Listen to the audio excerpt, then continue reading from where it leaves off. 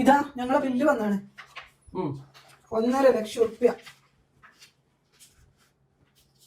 1 ലക്ഷം റുപ്യ ട്രീറ്റ്മെന്റ് എടുത്താൽ 1 ലക്ഷം റുപ്യ വരില്ലേ?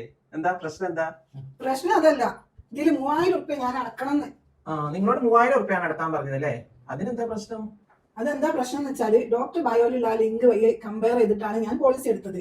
എനിക്ക് ബിപിയും ഷുഗറും ഒക്കെ ഉണ്ടല്ലോ. അപ്പൊ 1-ാം ദിവസം മുതൽ കിട്ടുന്ന പോളിസി തന്നെ എടുത്തതും.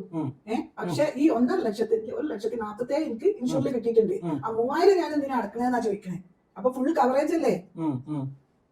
ഞാനൊന്ന് നോക്കട്ടെ കേട്ടോ. ഇത് 3000 റുപ്യ നിങ്ങൾ ഭക്ഷണം കഴിച്ചതിന്റെ ആണല്ലോ. അതെങ്ങനെയാ കിട്ടുക? അപ്പൊ അതിന് കിട്ടൂലേ ഡോക്ടറെ? നിങ്ങൾ ക്യാൻറ്റീനിന്നേ ഫുഡും ജ്യൂസും ഒക്കെ ഓർഡർ ചെയ്ത് ലാവിഷായിട്ട് കഴിച്ചില്ലേ? അപ്പൊ അതിന്റെ ബില്ല് കൂടെ ഇൻഷുറൻസുകാർ തരുമോ? ഇല്ലല്ലോ. അപ്പൊ ഇനി ഇങ്ങനത്തെ ഫുഡിന്റെതും കൂടെ ഇതിൽ ഇൻക്ലൂഡ് ആവണം. അങ്ങനെയുള്ള പ്ലാനുകൾ ഉണ്ടാവും. ഡെയിലി 1000 രൂപ വെച്ചിട്ട് ഫുഡിന് കിട്ടുന്ന ക്യാഷ് ബെനിഫിറ്റ് കിട്ടുന്ന പ്ലാനുകൾ ഉണ്ടാവും. അപ്പൊ അത് നോക്കി എടുക്കണമായിരുന്നു. അപ്പൊ ഈ 3000 റുപ്യ ഞാൻ തന്നെ അടക്കണല്ലേ? ഇപ്പൊ ഈ ഇൻഷുറൻസ് എടുത്തത് കൊണ്ട് 1.5 ലക്ഷം റുപ്യ കടമൊന്നും ഇല്ലാതെ ആരോടും ചോദിക്കാതെ നിങ്ങൾ മാന്യമായിട്ട് നിങ്ങൾക്ക് അത് കവറേജ് കിട്ടി. നിങ്ങൾ അടക്കുന്നതോ 400-500 രൂപ അല്ലേ ഒരു മാസം? അപ്പൊ ആലോചിച്ച് നോക്കി, എന്ത് നീറ്റ് ആയിട്ട് എന്ത് ഡീസെന്റ് ആയിട്ട് നിങ്ങൾ ഡിസ്ചാർജ് ആയി പോകുന്നുണ്ട്. പിന്നെ ഒരു 3000 റുപ്യ ഭക്ഷണത്തിന്റെ അത് നിങ്ങൾ മൈൻഡ് ആക്കണ്ടല്ലോ. അല്ല, അതും കൂടി കിട്ടിയില്ലെങ്കിൽ നന്നായി വിചാരിച്ചു ഞാനേ. ഫുഡൊക്കെ കവറേജ് കിട്ടുന്ന പ്ലാനുകൾ വേറെ ഉണ്ട്. പക്ഷെ നിങ്ങൾ ചെയ്ത ആ പ്ലാൻ ഉണ്ടല്ലോ, നിങ്ങൾ സെലക്ട് ചെയ്ത പ്ലാൻ ഉണ്ടല്ലോ, അത് വളരെ നല്ലതാണ്. അതായത് കൺസ്യൂമബിൾസ്, നമ്മുടെ ചികിത്സക്ക് വേണ്ടി എടുക്കുന്ന എല്ലാ സാധനങ്ങളും അതിൽ കവറേജ് ഉണ്ട്. പിന്നെ സബ് ലിമിറ്റും ഇല്ല. അപ്പൊ നിങ്ങൾ ചെയ്തത് വളരെ നല്ലൊരു പ്ലാനാണ്. അപ്പൊ എനിക്ക് കാര്യങ്ങളൊക്കെ മനസ്സിലായി ഡോക്ടറെ. ഞാൻ ഹാപ്പി ആയിട്ടോ. എന്റെ ഫാമിലിയിൽ എല്ലാവരോടും ഫ്രണ്ട്സുകളോടൊക്കെ പറഞ്ഞോളാം. ഡോക്ടർ ബയോയിൽ ഇപ്പോഴും ആ ലിങ്ക് ഉണ്ടല്ലോ അല്ലേ?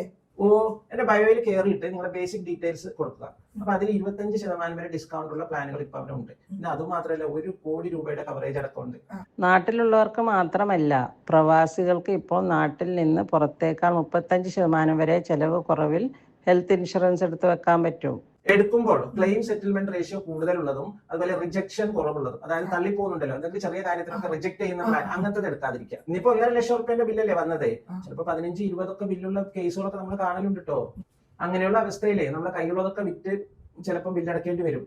ആ സ്ഥിതി വരാതിരിക്കട്ടെ അല്ലേ? ഉറപ്പായിട്ട് എല്ലാവരോടും പറയാം. ശരി.